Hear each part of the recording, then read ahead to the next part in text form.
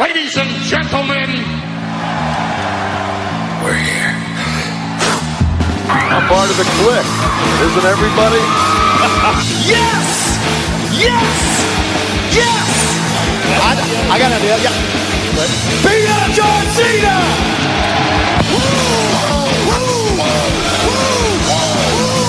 Give me a hell yeah! Oh, a little bit of the bubbly. Too sweet!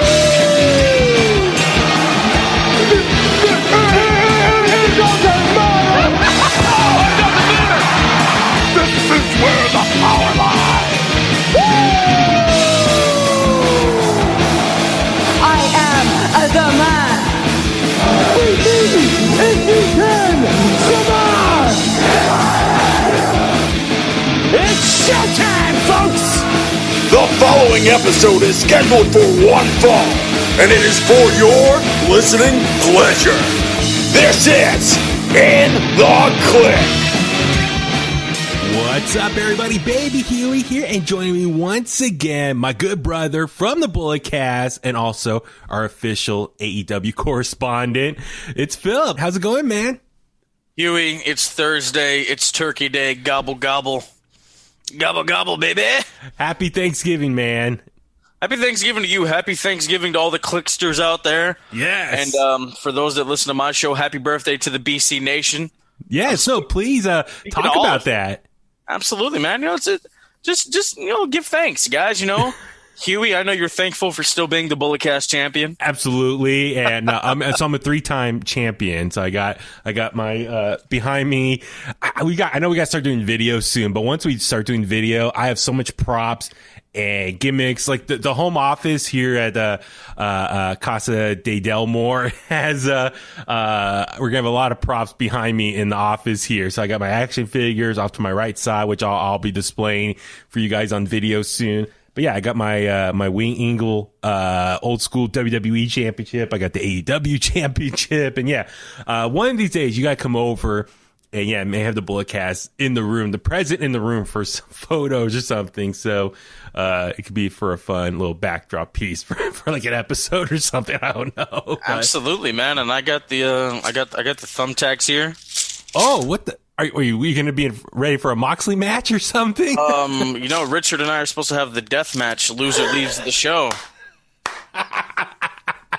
Yeah, boy. There you go. But like once again, happy Thanksgiving. Thank you to all the Kliqsters out there for the continuous support. And yeah, real talk, dude, over the last couple months, like our numbers and I think our social media interactions, all that good stuff has really gone up recently. So thank you for everyone who tunes in on the regular basis, who has subscribed to us on Apple Podcasts, Spotify, Google Podcasts.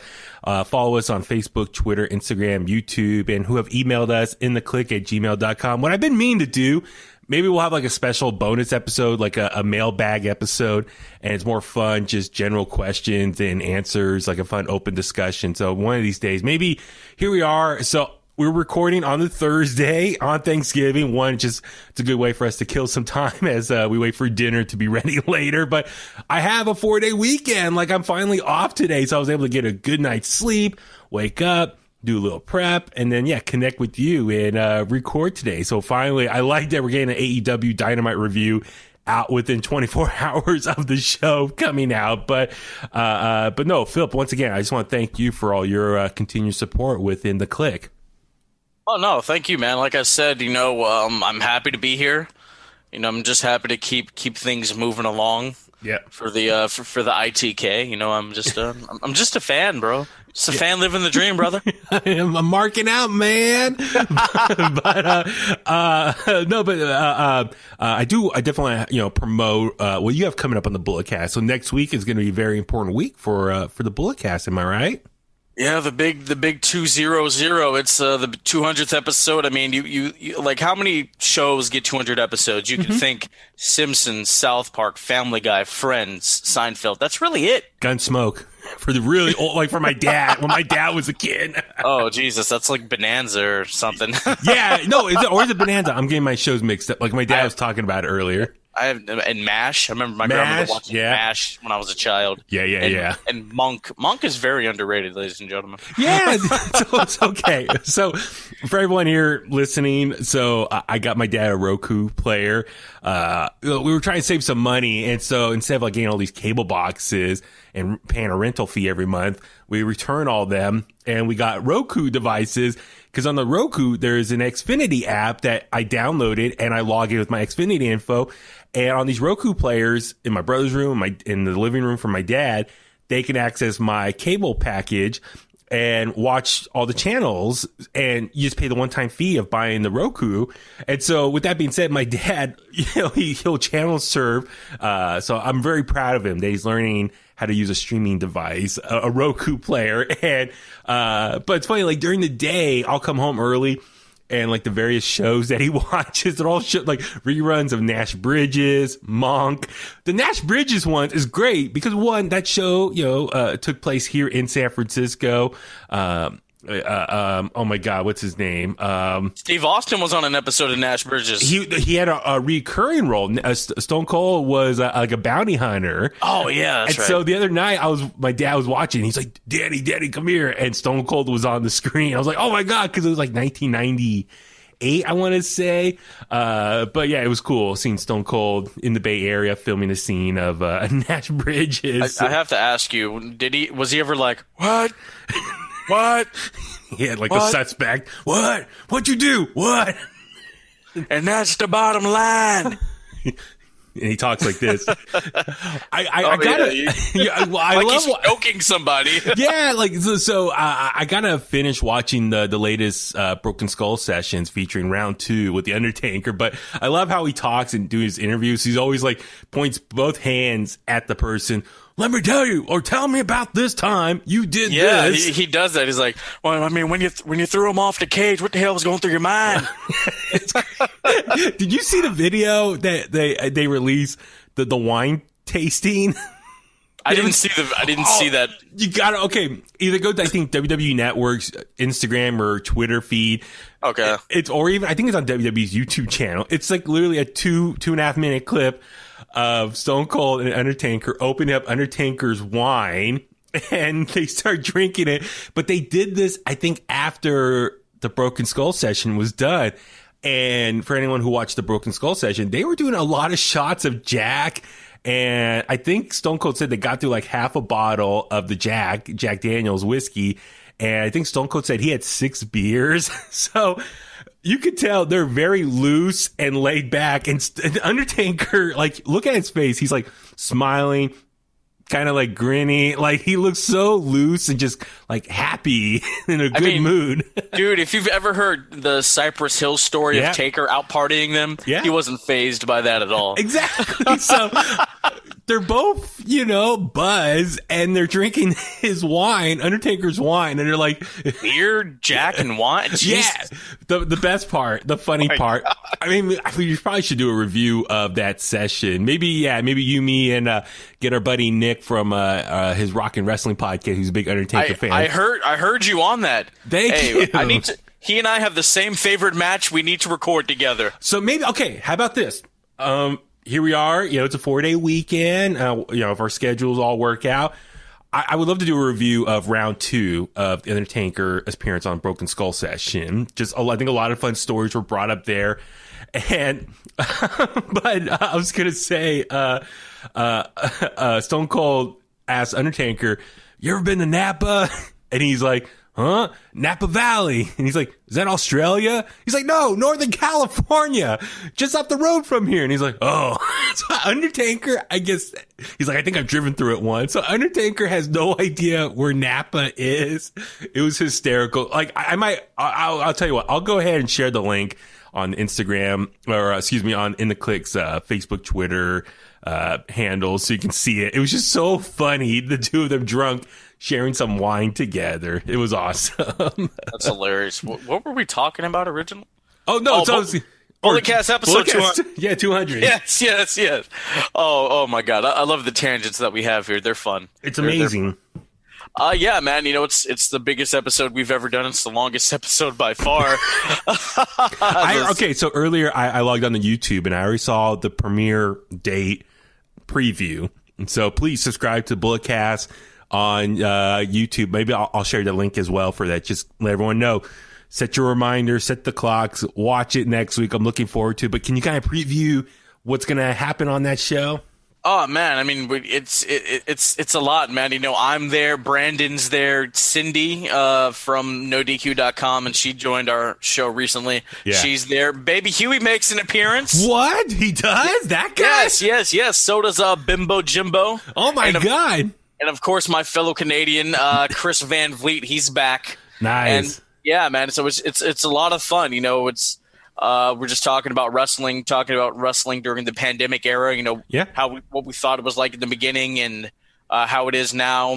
What's been our favorite no fans in the arena pay-per-view, so to speak. Yeah, or not full capacity because AEW has fans, but yeah, it's a lot of fun. It really is. We're just chopping it up, man. Just shooting the ish. Nice. I'm looking forward to that. I'm looking forward to the finished product. I know when you and I filmed our segment last week, it was a lot of fun, and so I can only imagine like kind of like the finished product with everyone combined, and so I'm really looking forward to that. So congrats to you once again. Episode 200 coming up in the books.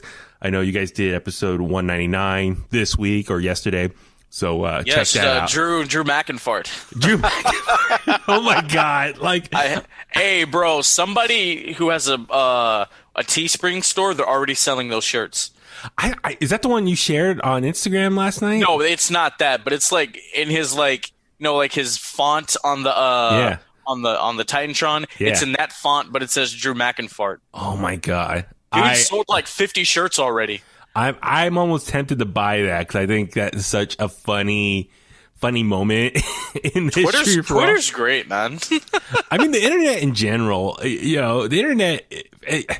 As toxic as a place internet could be, specifically like Twitter and whatnot, there is also some hidden gems there as well. My brother finds stuff and will send it to me and I'm just always laughing. There's always so much goofy stuff out there for our own entertainment, and especially in the wrestling world. So it's great. So thank you to the wrestling fans for keeping it fun from a positive standpoint. So but yeah, here we are, man. Thanksgiving Day, a lot of stuff to be thankful for, as we mentioned, of course, to all of our listeners who support the show out, and I can't thank them enough. But listen, I think a lot of wrestling podcasts out there that do exist, at times they can be a little overcritical, over negative at times. And so I think let's take this moment on a more positive note. What are we thankful for in pro wrestling in 2020? I know it's been a hectic year. It's been a very crazy year. Nothing's been the normal for here we are the last 8 months. We've been in a pandemic. I know it's tough times, hard times for many people. I get it. It's very, like I said, I can't stress enough how tough it's been. And so I figured let's take the few moments here and just kind of reflect on wrestling in 2020 so far and what we're thankful for. Is there anything that stands out for you, Philip, that's been a highlight more or less for you? Oh man, let's see. I'm thankful that there are some shows that are back and fans are back at some of them because it's an escape from reality. That's why a lot of us watch pro wrestling. We're dealing with a lot of BS in our lives, and you go to a show, you turn on wrestling for the duration of the show or match or whatever. You're entranced with it, and you forget about all your problems. What else? I'm thankful Otis is no longer Mr. Money in the Bank because I'm tired of them bastardizing this prestigious briefcase that was invented by our good buddy Le Champion. What else? What else am I thankful for? Well, okay. How about you think about that? For me, I'm thankful for as you said, like WWE, AEW, and Impact. Shout out to Impact, who have been consistently putting on shows during the pandemic. And I know that's been a big debate early on as far as should these shows continue? Are they putting people at risk? And for the most part, it was a little bit of a bumpy road at first in the beginning, but I think now they got all the right protocols and rules in place and enforcing them and making sure everyone that shows up for work is safe. And anytime there's an issue, they try to nip it in the bud as fast as they can. But like I said, I know early on there's a lot of people questioning if people should keep doing these live shows from a performance center or something. Instead, maybe just go off air for a while and just show old reruns and whatnot, old clip shows. But as you said, for WWE, AEW, and Impact, they've been putting on shows and fresh new content every single week. And as you said, it's been a great escape. I mean, with all the other chaos, the politics, the presidential elections that has come and gone, all the build up to that, all the, just other just negative things out there. It's been a great escape to tune in and at least have something for us to look forward to, have something fresh and new to talk about every week on our respected shows. So, and even Drew McIntyre, when I talked to him one time earlier this year, he said, he takes a lot of pride going out there and performing as WWE champion to be the leader of that roster and providing a source of entertainment and escape for the WWE universe. So I definitely took that answer very seriously and respect that from him. But also, I'm also thankful for the Thunderdome because I think that really helped WWE's their show, their product. While like the first month, I'd say, or first few weeks that they were in the Performance Center, those shows were tough to watch. Just how no one was in the room. It was dead air. You heard every single kick and talking, and it was a little tough to watch. And I know they try to add some fans and more of a light show and stuff, and that helped. But once I got out of the Performance Center into the Thunderdome and kind of try to recreate that live arena atmosphere, it's been such a much better watching experience for us. And the more the pipe in noise, the lights, the pyro, all that, the Thunderdome has really helped WWE's product from a production standpoint. So I'm thankful for that. And then with that, the Performance Center opening up, NXT was able to move over there from Full Sail, and they've been really to deck that out. And now I love just the whole vibe of NXT every week now, as far as the Capitol Wrestling Center, now it's called, it's like an underground fight. I don't even want to call it, with the cages and the screens that they have there and the light show. So overall, WWE in the last few months have been able to really jack up their performance. Is there anything else I'm trying to think that stands out? Oh, man. I mean, what I'm thankful for mostly is Roman Reigns taking his rightful seat at the head of the table. Yeah. I'm thankful for the tribal chief. Yep. Yes, sir. I agree. It's definitely the last couple months since he's been back since SummerSlam. His storyline has been so engaging, very Godfather-esque, as far as he's running the show and giving out orders to his family members and the people that follow along with him. That's all been great. But like I said, I'm also thankful to see shows like MLW's back. NWA is going to come back with a new show, Shockwave. MLW Fusion. Check out they got 2 episodes now that's available on YouTube to watch. Also, I know New Japan's been doing stuff again, either over in Japan, but also down in Southern California, recording stuff with the LA Dojo team down there. And then I'm trying to think what else is Primetime Live. Primetime Live, yes. They've done some really good stuff, yeah. Giving opportunities for people from the United Wrestling Network, the Championship Wrestling from Hollywood, that roster, but also combining some NWA talent. So we've been getting Ring of Honor. Oh yeah, Ring of Honor, dude. Props to them. They had a great tournament to crown.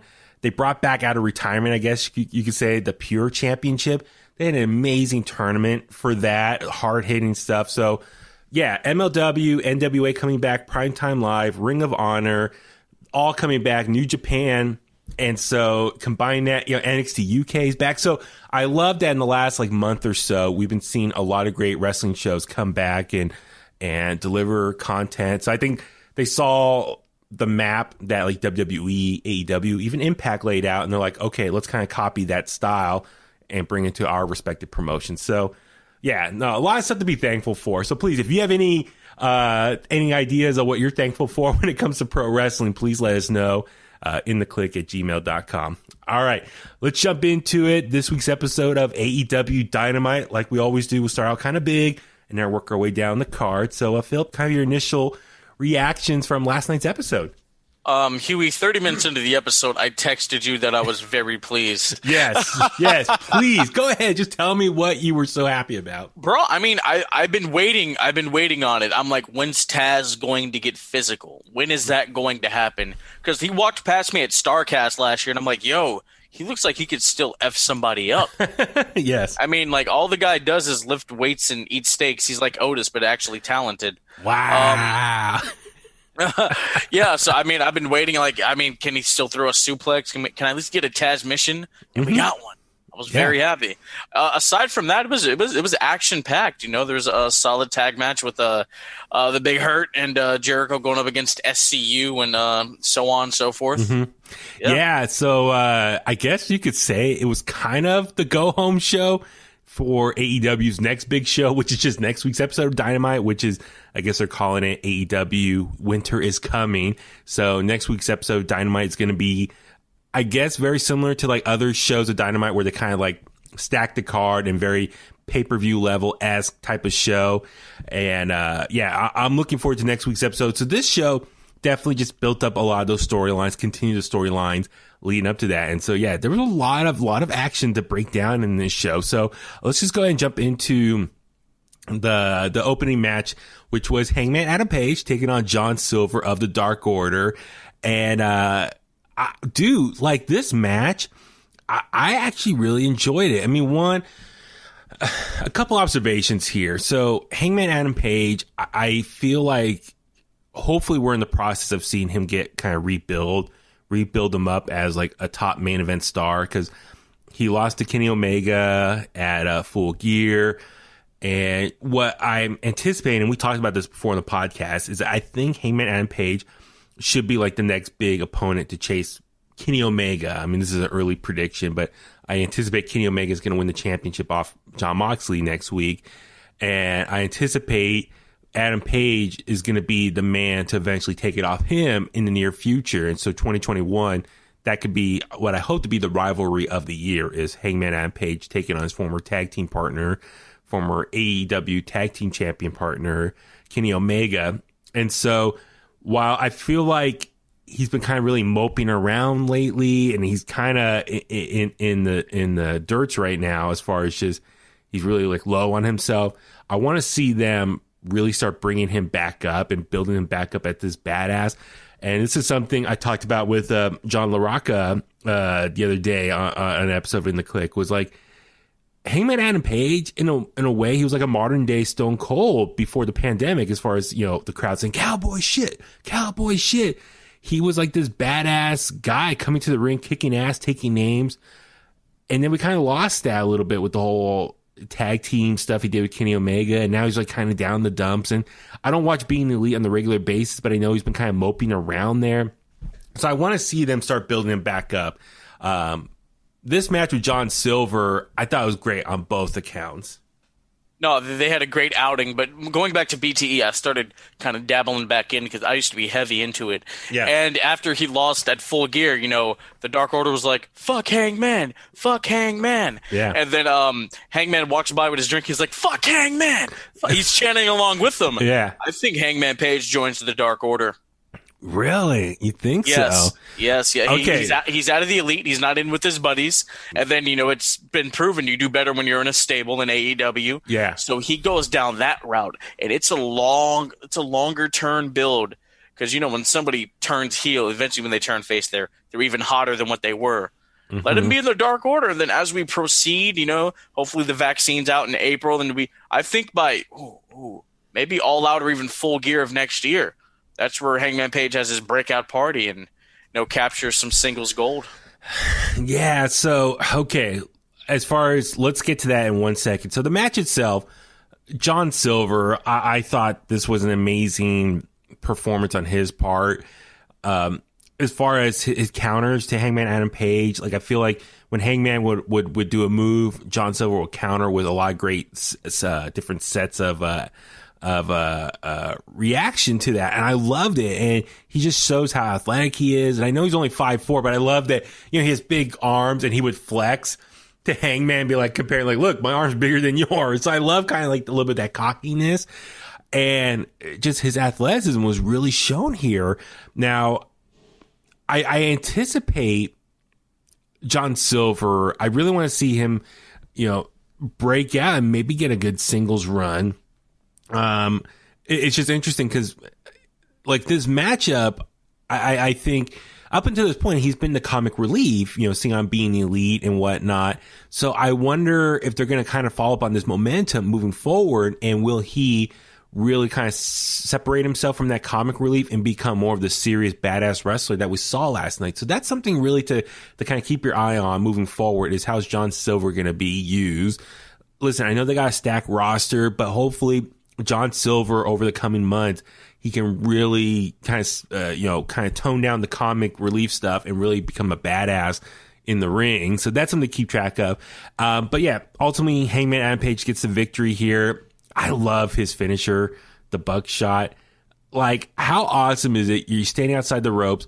He flips himself over the ropes and uses that momentum to spring himself into a clothesline, a lariat into his opponent. It's like one of the best finishers going right now. Yeah, man. I mean, that wasn't his finisher originally. It was the dead eye. Yeah. When he has him, like, it's like a dude buster, what a Trent does, and I know Kazarian used to use that back in TNA. Yeah, I'm glad he switched it up, because that's the move that's really gotten over, and it's cool. It looks badass, and if you've seen it live, you're like, whoa. Well, and it's simple too. It's literally a flip over the ropes into a lariat. Could you imagine if Stan Hansen was doing that in Japan? I know, right, dude? Or JBL or something. Bradshaw, yeah.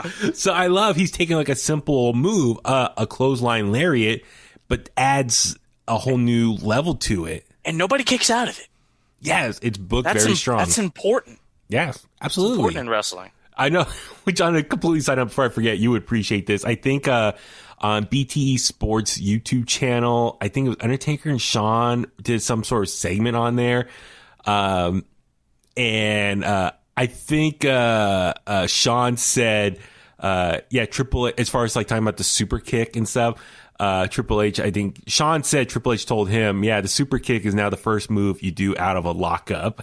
As far as how the super kick was, when we grew up, was a finisher. Now it's just more of a transitional move now. So, but anyway, I'm happy to see that lariat, at least under Hangman Adam Page's time in the ring, it's still used as a badass finisher, which I think a lot of times a clothesline can be used just as a transitional move like that. So, I might have to try to find that link and send it to you later for you to check out.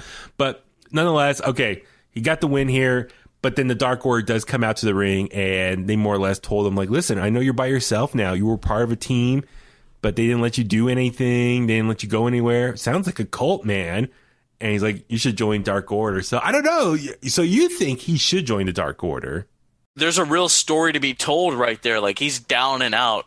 And, hey, come over here with us, man. He's going with the Bad Kids crew, And then, eventually the Bucks will be like, hey, man, what are you doing? You used to be this great guy. What happened to you? You got mixed up with FTR. That didn't go well. And you really want to be involved with these guys? Yeah. And, it's going to be a coming-of-age story of Hangman Page getting out of the darkness and being shown the light.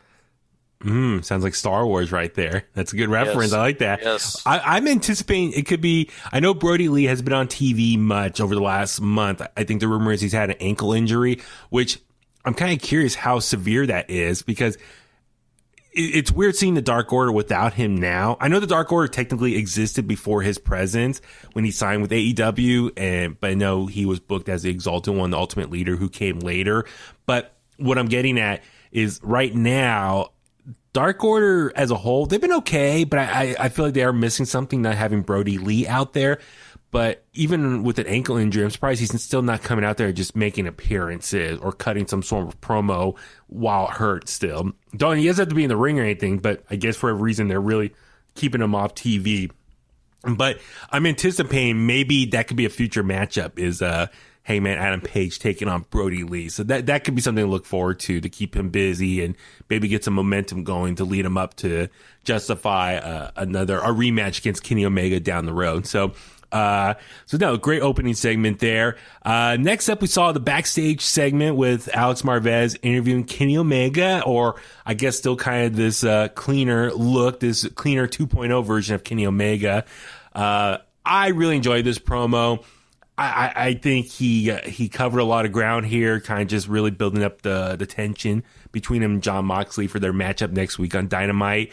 I love the line that he's called out Jon Moxley's dad and says, I think my dad could beat the shit out of your dad, Moxley. But how about you, Philip? What'd you think of this promo here? The whole dad thing, like, is Kenny Omega's dad? Like, who is his dad? I know, that's the thing, too. It's like, who is his dad, though? Why do we care? I mean, his dad isn't a hockey great like Chris Jericho's father, but I don't think so. I have no idea. Maybe if your dad's from Winnipeg, you're just tough. Tough skis. Badass dads from Winnipeg. I'm actually glad that this promo happened because, I mean, it seems you've made a point of saying this. Every time Mox has a match, it just turns into like a death match. Mm-hmm. And then, Kenny said, no, traditional, like bell to bell. Let's see who can really go. Try to pin me, choke me, make me tap out, whatever. No gimmicks, no walk and brawl, no tools. Let's just wrestle, and I like that. Yeah, it's going to be interesting. I love him referencing that because I think a lot of criticism for Moxley in his time so far in AEW is, his matches are a little predictable as far as the style, those hardcore styles. He goes out of the ring right away, takes them out, it says F the 10 count and spins forever outside the ring. So the fact that Kenny Omega is calling him out on it, it's like, no, let's have a traditional match in the ring. But it's interesting, though. He did acknowledge in this promo that he did lose to him last year. While the previous promo he cut it, he said, on the record books, we're 0-0. So it's kind of interesting. He's kind of changing up his kind of philosophy as far as what this rivalry with Jon Moxley means to him. So it's very interesting that before he didn't acknowledge their first match, now he is. So it's going to be great how that's kind of going to be played out. We'll talk more about Kenny Omega and the whole cleaner gimmick later on for the contract signing segment. But next up, a match that I was looking forward to talk about with you.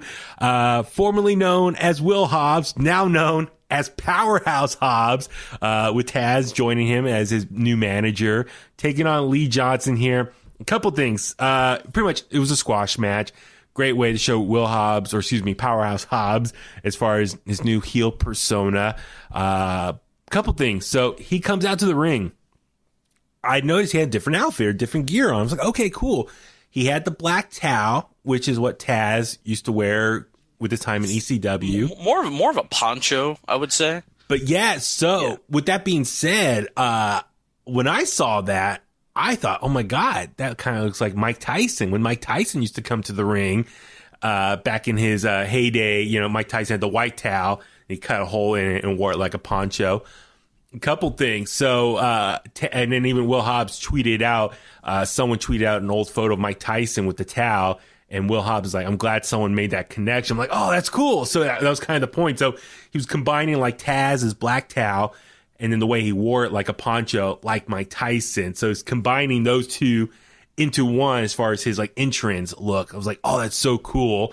And then, he's wearing like a singlet, which is very similar to like Taz's old outfit that he wore in ECW. So yeah, kind of your thoughts on Will Hobbs, Okay, please, your thoughts on Power Hobbs, his new name and his outfit to the ring. Well, the new gear, it's a nice change up because there's a new demeanor. Like he has that snarl. Like if you've ever seen an Ice Cube movie, he has the little snarl, like the lip up. Like that's what that is. And I like that. The Powerhouse name, Brandon and I talked about this last night. It's not full blown WWE name change, but like there's a little stench. There's a little linger of it. I know Cindy. I saw her on social media. She said she doesn't like it, but I'm not. I mean, he is the Powerhouse. Yeah.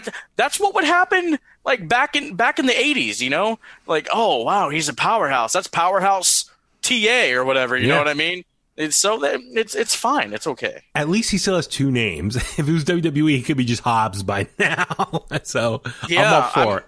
I mean, but then again, Cody did call him Will Hobbs. So. I know. So okay, let's get into all that. So I like the outfit. I love that after he beat the Lee Johnson. Lee Johnson, was that one of the guys in MJF's campaign room? Remember those? Yeah. Was he the one that MJF would yell at? Yeah, he's been doing enhancement matches for them since like since like May. He's been there for quite a while.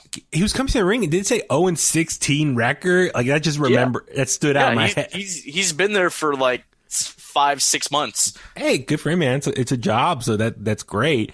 But so Will Hobbs, Powerhouse. It's gonna take a while for me to I'm gonna say Hobbs. So Hobbs picks up the victory. I love after he pins him, he looks right at the camera, and as you said, he does the snarl, and that seems very natural for Will. Even from our time here watching him at APW, that snarl is very natural for him, and like it or not, that's very much plays into the heel persona even more. Hey man, he's done that to me out here. We see him like walking by. What's up, man? What's up, Will? He'll see me from across the room. He'll be like, and then give me a big smile. I'm like, what's going on, dude? Yeah, dude, like, that's the thing. Like, so it's great, man. And he beat him with the world's strongest slam. Yeah, dude, that was also great. Actually, on a side note, I wonder if we can get him on, like, if he's available. You know, he still lives out here, right? As far as we know. Palo Alto. He trains with the last ever ECW champion, Ezekiel Jackson. Yeah. So I wonder if we can get him on. I mean, I don't know if we have to go through some hoops with the whole AEW PR, or can we just reach out to him person, like on a friend level? Like, hey, man, you want to come on with us? Hey, if he comes, can I come?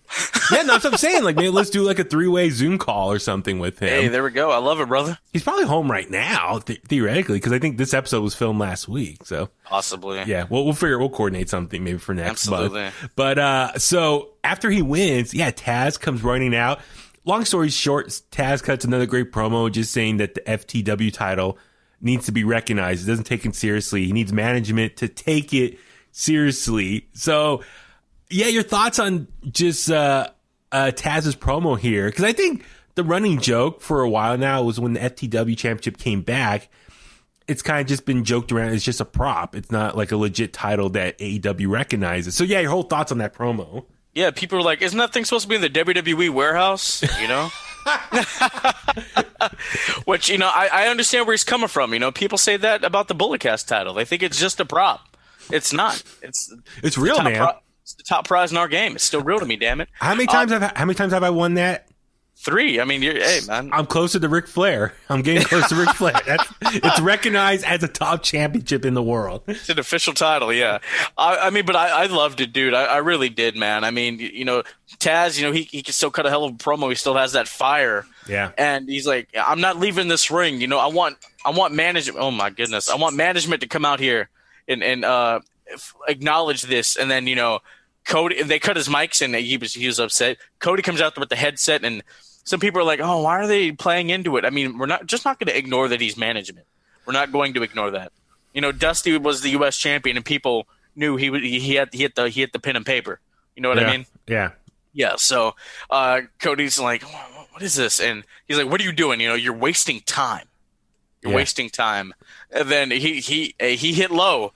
He said, "Your son Hook, he should be training with you, but he's training with me." And I'm like, oh! See, I didn't know that. Like, I didn't know that whoa. either. So I didn't even know Taz had kids. Me neither. Okay, so, and then when Taz was, okay, so he says that, and as you said, Taz says low blow, and then next up is the moment that you were super excited about, that you texted me about.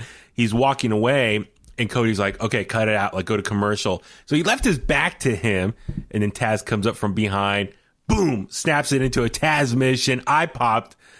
I was like, oh my God. Like, you know, I used to watch that move regularly in ECW back in the 90s. So, oh my God, Taz mission, awesome. Absolutely. Because, like, if I do, like, watch some old ECW, it's mainly a Taz match.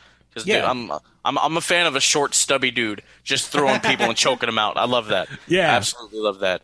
I was like, yes. And then the Gun Club runs in there, and notice, like when Cody was getting choked out, there was a zoom in or no, not when he was getting choked out. When Hobbs was beating up Lee Johnson, there was kind of a zoom in on Billy Gunn's face, and then Billy Gunn's like one of the first people to hop in the ring to help Cody. So could be planting some seeds there. Yeah, because remember, didn't they tag up a few weeks ago in Dynamite, Gun Club and Cody in one of the matches, if I remember correctly? Yeah. It was before Full Gear. Yeah, so that's, interesting situation. I mean, I don't know. Like I said, I don't know much about the Gun Club. I know it's Billy Gunn. I love Billy Gunn. But his son and Austin, I don't know much of his work. And I know his other son is there, but I don't know if he wrestles or not, but he's one of the guys in the crowd just cheering him on. So, but after Taz laid him out and he's walking away, his son was there and started following him out. So I guess that's his son. Great, cool. So a couple things though. It's like the fact that they just throw the whole son thing out there just out of nowhere. I was like, oh, I was just kind of caught off guard, a little confused. So I don't know. Like John LaRocca, I saw he tweeted out last night his thoughts about it. So I guess he said, are they building up a Cody versus Taz match? And he thought, okay, if Cody's going to try to burn Taz by saying he trains his son, would it have more of an impact if Taz's son helped Cody and not left with Taz? So that's kind of interesting. So it's weird. Like what I'm getting at is Hook left with Taz. So does that mean he's going to stop training with Cody and he's going to train with his dad now? So I'm like kind of confused about that. I mean, it's his father, you know, it's his father. I mean, we have to wait. What about Cody and Shaq? They just threw it out there. There's a lot. Yeah. AEW, don't start getting convoluted, please. I know that. I love you. I love you guys. Let's not do this. Yeah, there's plot holes, and that's the other thing too. Is going back to like being the elite stuff with Hangman Adam Page. I feel like sometimes they tell more stories on being the elite and not address it on Dynamite. So like I'm kind of confused of like, wait, why should I care about this person? Oh, it was on Being Elite. Well, I didn't watch that, so I'm kind of confused on what they're trying to tell now. That's why they just need like these little like a minute, 2-minute video packages. This is why this is happening. We'll be right back. You know? Yeah. No, exactly. You're right. No, I 100% agree with you on that. So, so do you think Cody's going to win that FTW championship in the near future? Well, he can't win the world title. Why not? he's gonna get every other within this next second year of Dynamite's existence, AEW's existence. Cody's gonna win every other title except for that one. So he's gonna find a way to win the NWA Women's title. Yes, exactly. Yeah, because that gets more TV time than the AEW Women's Championship. Absolutely, it'll be in the main event every night if Cody has it. Yeah. So, but yeah, curious how this is gonna play out with Taz and. Is his son going to start getting some TV time now? He's going to be on Dark. So a lot of stuff there, but I love Taz. I love his promos. So it was great just to see him, kick a little ass in the ring that night. Next up was a tag match. So it was Top Flight taking on the Hybrid 2. So this match, came about after last week. So we saw a little highlight package. So Top Flight took on the Young Bucks and, the Hybrid 2 came out and beat up, Top Flight, which another tweet I saw from John LaRocca, he tweeted out, this doesn't make sense. So this match happened because H2 came out and attacked Top Flight. You know, if you're a heel tag team that wants to make a stance, if you're going to come out and interfere a match, when you want to beat up the tag champions, not the young rookie team. Or maybe they were upset that these guys are getting TV time and they're not. They're just sitting in the back. True. So a couple things. So let's break that down. So they have this match. Great over the, high flying match. Both teams are both high flyers. Top Flight. I mean, we talked about this, I think, last week, just the potential that they have to be a great dominant tag team. Imagine them 5-10 years from now. They could arguably be one of the best, just as far as the athleticism and the potential there. So, we see TH2, they get the victory, right? Is that what happened? I'm trying to remember. Yeah, they won. I still don't care about those guys. Yeah. I mean, like, I like Jack Evans when he was in Lucha Underground jumping off of balconies and stuff, but other than that, that's really it, bro. So that's the thing was, they went and they're beating up Top Flight still. So then Young Bucks come out and make the save. So it looks like TH2 will get an opportunity against Young Bucks next. So as far as initially them going after going after Top Flight instead of the Young Bucks initially, now it's like, okay, it kind of justifies it. All right, you beat up Top Flight, now you're going to get your shot with the Young Bucks next. I'm like, okay, cool. That makes sense.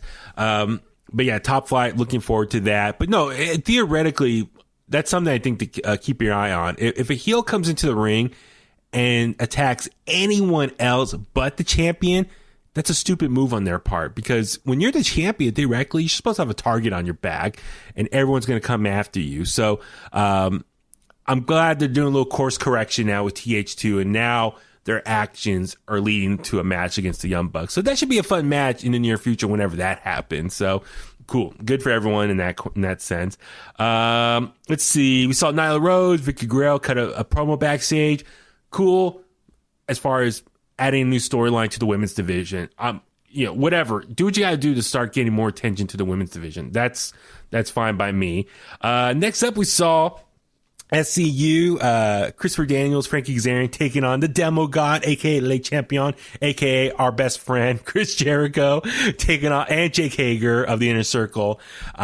Dude, one of the better matches of the night. I don't know about what you thought about it. Jericho and Daniels are the same age, but Daniels moves better than Chris. Right? I mean, God, they say what? Over almost 58 years, so over 57 years combined wrestling experience between the two of them.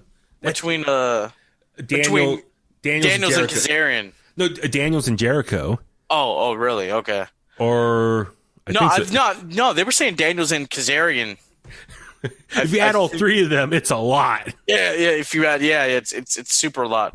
But yeah, I mean, but then again, Jericho has like 15 years of WWE house shows on his bump card. Yeah, that's the thing too. Was I was thinking, God, like all of them, just the amount of experience that they have, it's insane. And just for Christopher Daniels and Frankie Kazarian, I think a lot of people who were so pro WWE the last 20 years, they were putting on some amazing matches in TNA back in the day. Bro, I was just watching Unbreakable 2005, Styles, Joe, and Daniels. Wow. That still holds up. Stuff like that. I was a TNA loyalist for quite a while, man. Go back and watch their stuff. They're the real deal. And for Daniels to still be doing the BME where he hops on the top rope like that at 50, that's impressive. Quick little side note. This is a question I was going to say for a mailbag segment, but I'll kind of loosely ask it now. What do you think had the better run? TNA, its initial, first, or maybe the first 5 years of TNA's existence, or NXT? What was the better show? Oh, wow. That's interesting. I mean, the first 5 years. Or maybe 10 years? I don't know. I have to look.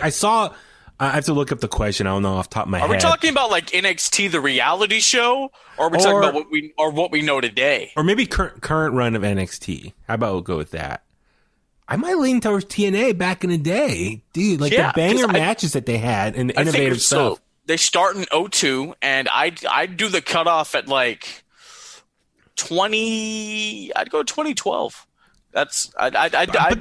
Those first few years of TNA was a little bumpy. I mean, they were kind of NWA property at the time. Yeah. When did they really break off into their own, the AJ stuff? It was probably the X Division stuff, which was 06, right? Or possibly, or are we talking about when they dropped the NWA title and it's just the TNA title? Yeah, maybe that's a good point. Because that's 07 to... Okay. We'll go 07 to 2012. So was it 8, 9, 10, 11, 12? That's a 5-year gap. That was some really good wrestling there. Angles there. And you have Samoa Joe, AJ, Austin Aries, Bobby Roode. He wasn't glorious back then. He was the it factor. Yeah. Guys like that. And then with NXT, the last 5 years of NXT. Last 5 years, I mean, they've had some bangers. The Gargano Ciampa stuff, the Gargano Cole stuff, Undisputed Era, War Games. They've had a lot of great stuff. The Women's Revolution, they've done some great stuff as well. It's a great debate, man. It really is. So we'll save that for another time. Let's have a whole full podcast about that. Okay, cool. But no, this match, I love seeing Jericho and Daniels, or even Frankie Kazarian in the ring, bumping together, running together.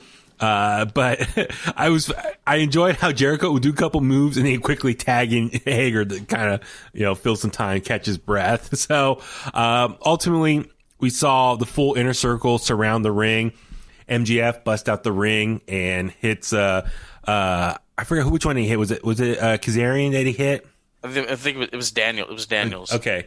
What's the point of that ring? What does it do?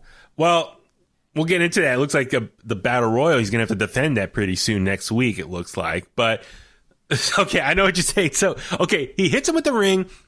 Inner Circle rolls him up, gets the victory, and then they start beating up SCU. And then it was interesting. Scorpio Sky comes out with the chair, and he was able to run them all out of the ring. So this is like the top heel faction in AEW, and they're scared of one guy with a chair. They couldn't beat the crap out of him as well. Like, I love Scorpio Sky, but I know he's only one man. He can't take down 7, which was interesting. I don't know. I was like, come on, man. Like, it's just the typical heel thing to do, bro. Just run off. Yeah, I mean, that thing used to happen in TNA all the time. Yeah. Bully Ray, I mean, he's a bigger guy, but Bully Ray's coming with a chair, and like all of like Immortal, they just run off for Fortune, whichever group it was. Yeah. It just doesn't make any sense. But again, what the hell is the point of the ring? It doesn't mean anything. So it looks like there's going to be a Battle Royal next week on Dynamite, and that ring is up for grabs again. So hopefully MJF can retain it. So, but yeah, that ring was kind of, it was kind of pointless, the existence of it. Bro, if it's not leading to a championship shot or something like that, what's the point? It's just jewelry. Yeah, like what? Like what? Like Cody's Ring of Honor remember when he was doing that? Yeah. That actually meant something. So what was that? Or do you know? Or I'm not going to carry the title around all the time. This is the official Ring of Honor. Kiss the ring. Oh, okay. You see that ring? Oh, look at that. Look at you. We should do video alone just so you can show off your ring. Oh, just this isn't even mine. My friend left it here a couple days ago. Oh, that's cool. Right on. But yeah, but the ring doesn't mean anything if it's not leading to a championship match. I don't care. Yeah, I hear you. It's just decor on MJF's hand. I mean, if he he doesn't even talk about it. Like, talk it up. He'll kiss it. He'll kiss it going out to the ring, and then that's it. Yeah, like, no, talk it up. Like, this is the most important commodity in this sport. Like, do stuff like that. Yeah. Make me give a damn. Yeah, I hear you. I totally agree with you, man. I care more about Sean Spears' loaded glove than that. As far as hand apparatuses go. You think Peyton loads the glove? Oh, gee, we're going to a different topic. Yeah. Which, by the way, side on Survivor Series, did you hear? I think it was at Graves. Peyton Royce laid out a move and says, it's a perfect 10 move right there. Oh, absolutely. And Sean Spears was like, yep, that's a 10. I know, and Richard was like, who? He doesn't appreciate good wrestling. I'm telling you. I really think we should have an open forum, you and Richard, like both sides, discussing it. Let's do it, bro. Because for me, listen, I love AEW, and so it's tough to hear like Richard say, "Oh, he hates it" and whatnot. But it's like, well, I love its existence because it gives people more work, but keeps everyone on toes as far as competition, yada yada yada, all that stuff. So, but anyway, so next up, I think might be the worst segment of the night. This backstage segment of Kip and Miro trying to debut their video game extravaganza.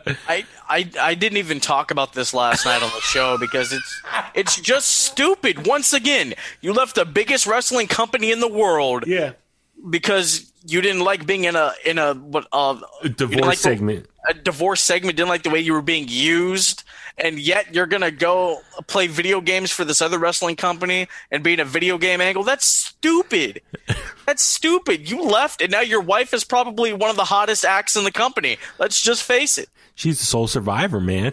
Absolutely. I love Lana. I'm with you, man. So yeah, you summed that perfectly. So yeah, Kip and the best man Miro were trying to debut their video game extravaganza inside their trailer. And I have another thing, not to cut you off. Do they have any prior relationship to AEW at all? I don't think so. Not that I know of. Because Miro, I mean, Rusev's been in WWE for a good run. Like what, last 8 years at least? I'm trying to think when he join FCW or NXT. I mean, yeah, like who's in AEW that was around during that time that he could have a connection with? You don't know. Jericho should have brought him into the inner circle. That would have been much better. No, I'm huffing because Miro, his character's been really dropping the ball as far as so. Let's talk about it. So they're getting ready to show off an Xbox game or whatever this was. Penelope Fort's in there. Orange Cassidy comes in, turns it off, and walks out. And they're like, I did laugh when Miro said, my wife bought me that, bought me that Xbox or whatever. Because, right now there's I'm not a big gamer, but I know there's a big craziness between the new Xbox and the PS5 out now, and people trying Absolutely, to man. You don't have a PS5? No. Do you? I'm not going to tell you what I had to do to get mine. Uh-oh. I'm sorry about that. Just keep it to yourself. Oh, he's waving his hands. No, he did not, people. For the record, listen to the audio version of this. But, so yeah, they go outside to chase Orange Cassidy, and best friends show up, and they start fighting. Dude, I'm watching this, and I love a good, backlot brawl or, something backstage. Dude, this was terrible.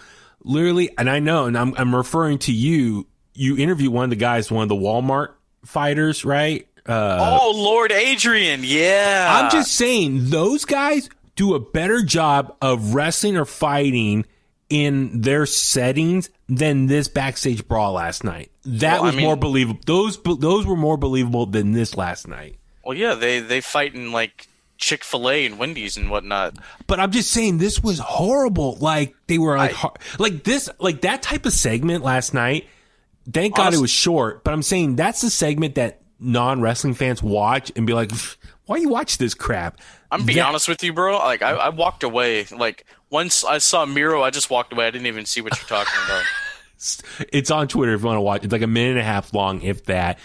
But they're trying to fight, but best friends and Miro and Kip are barely hitting each other. They throw one into the wall. It wasn't that hard, and then another one to a porta potty. It was very choreographed, but it was not hard hitting. And like I said, the guys who fight in Walmart or those other restaurants, those segments on social media were a lot more believable than this. That's how bad that was. I was just shaking my head. I don't get it. If Miro, God, talk about someone who's lost, I think, a lot of momentum as far as joining AEW. I don't know if creatively this is all his decisions. I get it. AEW, a lot of people like going there because they have more creative freedom. I don't know. Was this his idea to be more of the video game persona gimmick? He should be a monster, just tearing it up there every single week. I'm frustrated. I'm a huge fan of Miro. He's a great personality. He's great on the mic. He's fun. He's charismatic. This whole video game stuff that he's been doing since his debut has not been working. He should be a monster. He should beat the crap out of Kip on whatever.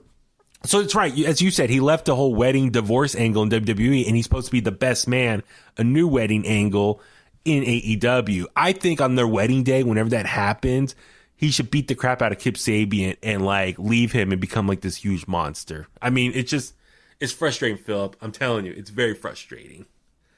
Yeah, dude, I'm probably just never going to watch Miro segments, to be honest with you, until he does something that's of promise.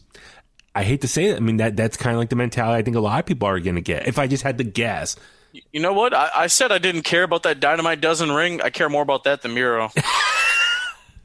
That's saying a lot, man. It really is.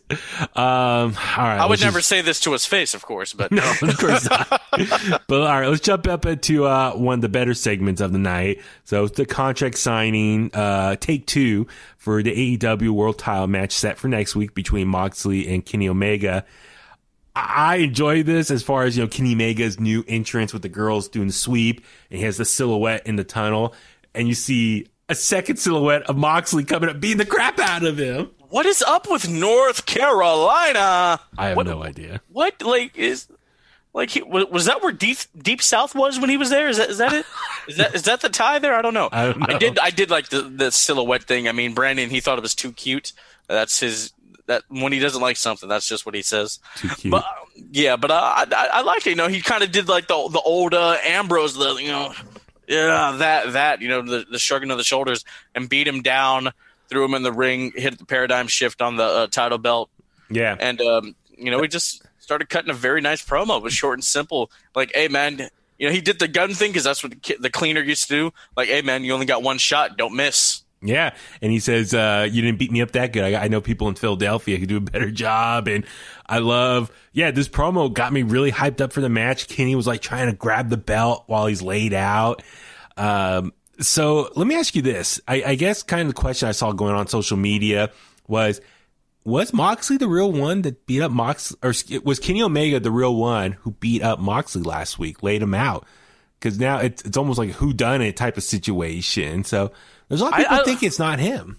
I love the whodunit angles. I really do. Yeah. I mean, when they're not done, when the payoff isn't good, then I'm like, oh, that was terrible. Maybe the person who did it was trying to put Moxley to sleep. I like that. I like we're just going there. I mean, we don't know. A little foreshadowing what might be happening the first weekend in January. Yeah, I want it to be a real shocker. You know, that's what I want. But yeah, I kind of wish there was a little bit more build because the match is next week. I know. I wish we had like at least 2 more TV episodes and then this for that to happen. But I think Omega beats him. Yeah, so a couple things. So one, what we're referring to. So Tony Khan recently did an interview and talking about, shift in power and stuff in AEW, and supposedly he has a couple big signings yet to come, and he has a couple aces up the sleeve. So people hear the word aces, and for the longest time, people are wondering if AEW and New Japan are going to have a working deal, and they keep teasing that something might happen. And of course, when you hear aces and New Japan, you think of Tanahashi. But also, think about it. As we said before, Moxley is set to defend the IWGP US Championship at Wrestle Kingdom against Kenta at Wrestle Kingdom first weekend in January. And I think Kenta still lives in the US. I think in Florida, to be exact. So who knows? Maybe he was the one that showed up on Dynamite last week and beat him up. And this actually could be a big preview for their Wrestle Kingdom match. So not only does Moxley have a match against Kenny Omega next week on Dynamite, how that plays out, then Kenta maybe can show up. I mean, a little prediction, what might happen next week. So some exciting stuff that, well, hopefully, fingers crossed, next week's episode of Dynamite could be really action-packed and a lot of stuff for you and I to talk about. But nonetheless, I love that promo, and it was great stuff. After that, we see Jericho backstage challenge Frankie Kazarian to a match next week. Very cool. I guess they never actually had a match against each other, except for this tag match last night's episode. It should be great. Frankie Kazarian, I'm a big fan of. He's a huge Metallica fan, so awesome. Looking forward to that as well. And then let's see, what was up? Oh, next up, finally. It's been a minute, but AEW Women's Championship was defended. Shida taking on Anna Jay from the Dark Order. And I actually like the promo leading up to this match as far as Anna Jay explaining herself. Like, listen, the first time she took on Shida earlier this year, she was still very green and kind of new to it all. But since then, she's joined Dark Order and she's a much different person now. So I love that story.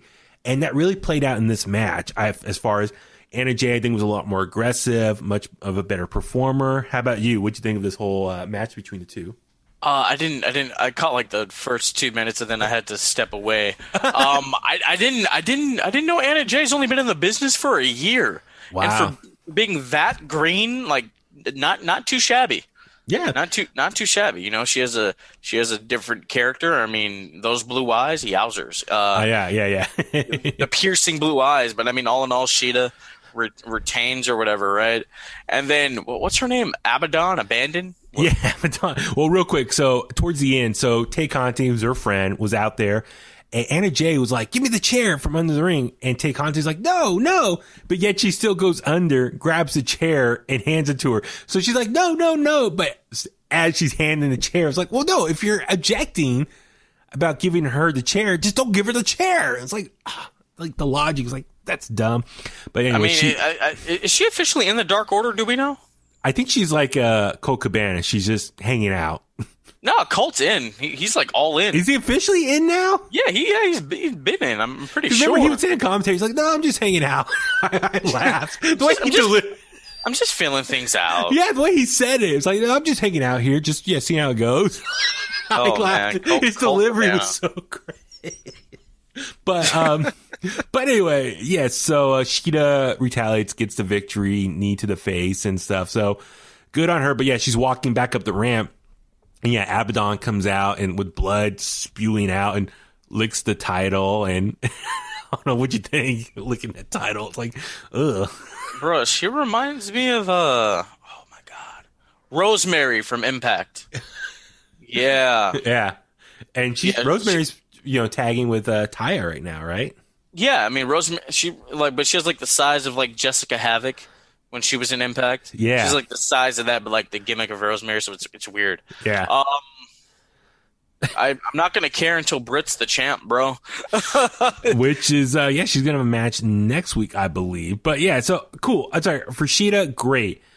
She goes from one opponent to the next. Great. Just keep feeding her stuff. Keep Sheeta active, have a presence on Dynamite. That's all I care about. Just let her do her thing. Let that women's championship get some love, some TV time. A couple more promos before the main event. So we see Matt Hardy cut a promo. Like, this promo, he was like all in the suit, and he's like, what would Matt Hardy do? Like, was it kind of heelish? Oh no, that's from TNA. That's Big Money Matt. Okay. Whenever he wears a suit, that's what that is. Yeah, he won the TNA title. Oh Jesus, I forgot. Yeah, that's Big Money Matt. I was a fan of that. That was like 5 years ago. So it was like, he won the match at Full Gear against Sammy Guevara, the deletion match, but he's like kind of like praising himself. It's like the fact I overcame all these odds during this pandemic. You should follow the same. Like, what would Matt do? But it's also, he's like very kind of like a little bit showing off his ego here. So is this, like a heel turn for him? I feel like every week or every other week, every time Matt Hardy appears, we get like a different gimmick from him. So it's a lot to keep track of. Well, that's his gimmick. He's doing all the gimmicks. He's broken. He's Big Money Matt. He's regular Team Extreme. He's Mattitude. He's can we get the Matt from like 2007 with the was it Mattitude 1.0 or oh my god, that facts or whatever. I forgot. He has so many to keep track of now. Matter of facts, yeah. I just want to hear that. Like Tony Khan, shove out some big bucks just to get that theme song. I'd love it. Okay, cool. So we'll see what's next with Matt Hardy and how because I guess he's been tweeting out stuff too and kind of like praising himself and how everyone else has been doing well because of him. So I don't know. We'll see how this goes. Next up, the members of Team Taz cut a promo. Ricky Starks, Brian Cage, and Powerhouse Hobbs. Starks did all the talking, thank God. But dude, great promo. I mean, come on, like, listen, Brian Cage, dude, phenomenal in the ring. Will Hobbs doing great stuff in the ring. Ricky Starks, he's obviously a great talker. I don't think I've ever heard Will actually cut a promo, to be honest with you. In AEW, right? No, I don't think in ever. Yeah, I really don't think so. Because his body does all that, the word talking. Action speaks louder than words. Cage, he had like 2 lines. That's cool. Ricky Starks, he could talk. I like that. I like guys that can talk. He's much better on the mic now than he was, I thought, in NWA Power last year. So in the last year, he's gotten so much better, I think. And, he's been doing a lot of commentary on AEW Dark as well. So probably a lot of good reps there. But dude, it was just great. Like calling out, like they love AEW. They get paid well. But yeah, they're just reminding people that they're another faction to be reckoned with. So good stuff here. All right, main event time. The Butcher and Blade taking on Rey Fenix and the Bastard Pac of the Death Triangle. So the Death Triangle's there. Eddie Kingston's doing commentary. What a match here. I hate that name. Which one? Death Triangle? Triangulo de la Muerte. Dude. Let's get it out there. Let's get on it a t-shirt. out there. Yeah, absolutely. This was good, and the Butcher and the Blade, they won. They desperately needed a win. Yeah, I was surprised. It was action-packed. I mean, Pac with doing a lot more high-flying because, when he turned heel in WWE and then, like, on the indie run, he didn't do a lot of high-flying. Like, he did it when he absolutely needed to. And I guess he's, like, a face now, so it's okay. Yeah, so it's kind of interesting how Pac is going to be perceived moving forward, or just, Death Triangle. I guess right now they're kind of like more baby face or tweeners as far as going up against the family. But yeah, I like the finish as far as Eddie Kingston coming out, interfering. Rey Fenix falls, and then the Butcher and Blade hit their finisher. I love their finisher. They picked up the victory here, and then they started beating the crap out of all three of them, even Penta El Zero Miedo. Eddie Kingston doing some DDTs on him. But then next up, Lance Archer comes running out and starts beating the crap out of him. And what other thing, his old music is back. So remember he came to AEW, his music from New Japan or wherever it was, being used. And then the last month or so, couple months, he was using like a newer music. Now he's back to the old one, which I love. I love the previous one better. Dude, is Lance Archer a babyface now? Yeah, he's going to join them and they're going to become a square. Wow. Are you ready? This is the name. Cuadrado de la Muerte. Boom! You hear it here first, people. Absolutely. Hey, bro. Hey, if they do that, I want my royalties, bro. I'm serious. Well, a couple things. I think what they're trying to do is reestablish that rivalry Lance Archer and Eddie Kingston had. Because remember the Battle Royal at All Out. Lance Archer won, but Eddie Kingston says he never got eliminated. So they do have a little bit of a beef together. And I'm sure for them, Eddie Kingston. Wait, who's Eddie Kingston taking on or dealing with? Right, he just dealt with Moxley. He's dealing with the Pentagon and them. Yeah. Okay. So family affair. Yeah. So maybe Eddie Kingston right now is going to take care of his stuff with Pac. And then when he's done with Pac, maybe Lance Archer is going to be the next one up. So whenever Pac maybe has to go back overseas, Lance Archer can be the next person. So they're just laying the Easter eggs right now of that. That's what I'm getting. That's ultimately I'm getting at. Even though it's a little convoluted, all these different guys going at it, I think that's the point is because of the pandemic, certain guys might not be here in the near future. So I don't know. It's a lot to keep track of. I have no idea. So yeah, that was the end of it. It's cool. Lance Archer's babyface. I'll dig it because I love his music and I think he can be a badass babyface persona as well. So just real quick, we're gonna look at AEW winner is coming. That's gonna be next week. So as we said, Moxley defending the championship against Kenny Omega. We got the AEW Dynamite Diamond Ring Battle Royal. And let's see, Darby Allin, Cody Rhodes taking on Team Taz, which is going to be Ricky Starks and Powerhouse Hobbs. And Jericho taking on Frankie Kazarian. And Britt Baker taking on Leia Hirsch. So 5 matches. I'm looking forward to it. I really hope Kenny Omega and Moxley get like a good 20 minutes. I know it's TV time, so hopefully they get a good 20-minute match. So I'm going to look around like that. The bottom of the hour, maybe hopefully that's where they start their entrances and stuff and the hype package, and then they get like a good 20-minute match and hopefully maybe some surprises as well. So looking forward to it, man. So yeah, early predictions. Who do you think, Omega or Moxley wins here? I think Omega, dude. I mean, yeah. I mean he's the 6 and 7 star guy. So I think Omega, dude. Like hell, man. Like when do they go off at 7? Yeah, our time, West Coast time, so yeah, it'd be 7 o'clock. Let them start their entrances at like 25 or 6 o'clock. Just let them have that last hour, bro. Yeah. I mean, hopefully maybe Britt Baker match can be like 5 minutes. Jericho, Kazarian could be like 10 minutes, maybe if that. The Battle Royal could be maybe like a 10-minute thing. I mean, yeah, that first hour could be just stacked with all those other matches. And then like the 4th match could carry over the top of the hour. And then, yeah, the last like 45 minutes could be like a video package. Oh, wait, no, there's a Cody. And Darby Allin. Yeah. Yeah, that's right. I forgot about that. Okay, so maybe they could start at like 6:30, 15, something like that. Yeah. I'm looking forward to it, man. Next week should be a pretty awesome episode of Dynamite. So we'll be tuning in and, of course, reviewing, talking about it, and looking forward to it. All right, Philip, let's wrap things up so we can go enjoy some turkey tonight. What's your favorite part of Thanksgiving dinner you look forward to the most? Do you have a favorite item you like to eat?